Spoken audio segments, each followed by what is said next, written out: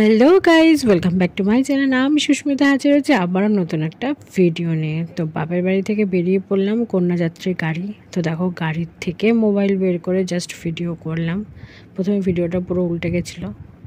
তো চলো, আর ভেতরে দেখাবো কি, পুরোটাই অন্ধকার। ভাই, বিয়ের দিন থেকে বৌভাতের দিনটা অনেকটাই রিল্যাক্সেবল লাগছিল, কারণ বিয়ের দিনটা বিভৎস রকমের গরম ছিল।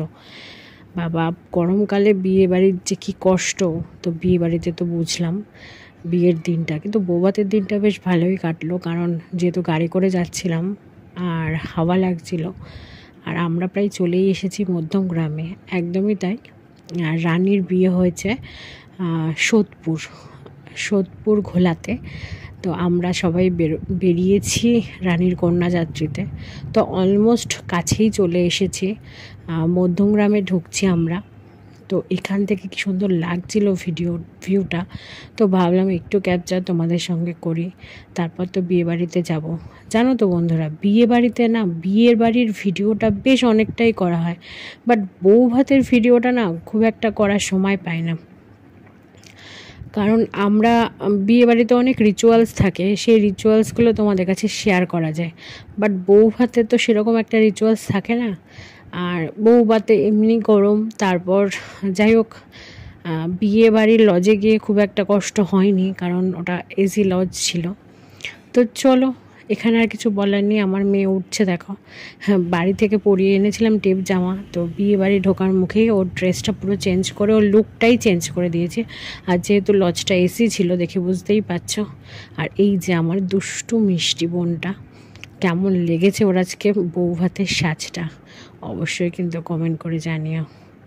তো এই লুকটা আমি শেয়ার করেছি। আর চলো, ওর হাজব্যান্ডকে তোমাদেরকে দেখাবো, যেহেতু বিয়ের লুকে তো তোমরা ওকে দেখেছোই হাজব্যান্ড সমেত। তো দেখো, এবার সবাই যেহেতু চলে এসেছিলো, কয়েকটা ফটোশ্যুট করে নিয়েছিলাম, তখন আমি আর ক্যামেরা পাইনি ক্যামেরাম্যান ধরার জন্য।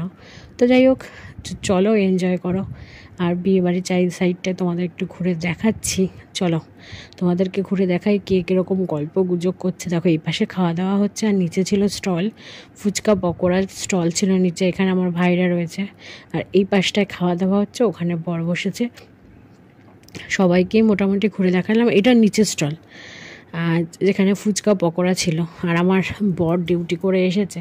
তো দেখো, খাওয়া দাওয়া চলছে এখানে, খাওয়া দাওয়ার পর্ব। এখন যেহেতু কন্যাযাত্রী চলছে,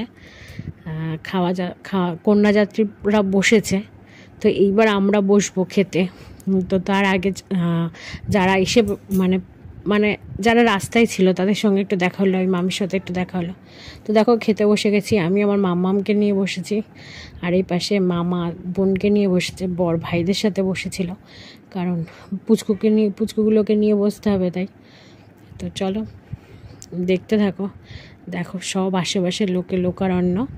ওই দেখো, বর আমার দিক থেকে কী করছিল। তো যাই হোক, এইবার খাওয়া দাওয়া শেষ, আর অনুষ্ঠান বাড়ির অনেক লোকই ফাঁকা হয়ে গেছে।